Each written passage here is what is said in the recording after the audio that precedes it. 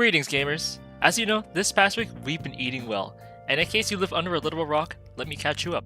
We got the Wolverine gameplay trailer, the Persona 6 teaser, Kingdom Hearts the 4th, the Final Fantasy VII Revelations showcase, yet another Nintendo remake, like, how many do we fucking need, man? And the God of War Laufey game reveal. And something I noticed is, the online discourse when it comes to gamers or anything really, feels so negative out of nowhere. I understand that it's mostly a vocal minority of sad goblin men who didn't get to see what they wanted to be revealed, or the characters in the games aren't pretty enough for them to jack off to. But most of what I've seen on social media and the live events are just people who are hating and nitpicking games that aren't even out yet. And it kind of annoyed me how baseless some of these complaints are. My jimmies were slightly ruffled. The first few complaints were pretty minor, like, oh, why does Wolverine's suit heal after every fight? How come the blood doesn't see on him after every kill? And if that is honestly such a problem to you, then I don't know what to say, man. Like, pack it up. I didn't see anybody complain when Assassin's Creed 2 released and every time Ezio got a kill, he would get all bloody and his robes didn't stay bloody. Like, it just seems like such a non-issue. And when Tifa got revealed, I was hyped. She's one of my favorite Final Fantasy characters, and I think putting her in a Street Fighter game was a great choice. But as you know, a lot of people call her a waste of a spot and started insulting the people that did want her in the game.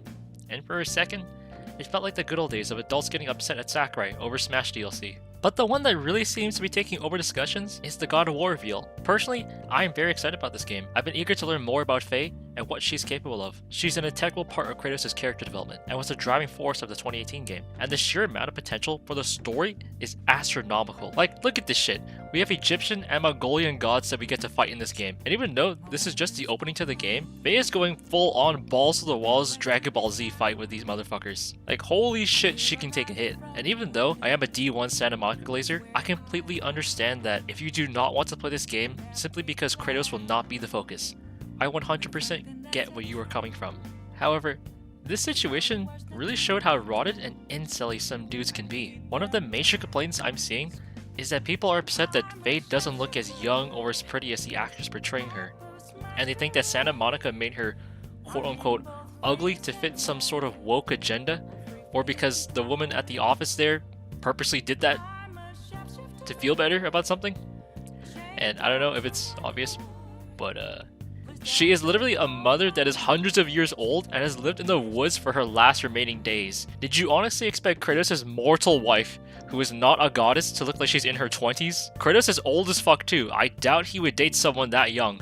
And if you think that, oh, Freya and Sif look young and pretty, how come they get a miss? Well, it's because they are literally both goddesses. Having them look old wouldn't make a whole lot of sense. And if you compare Freya's model from God of War 2018 to her Ragnarok one, she looks fucking miserable and tired.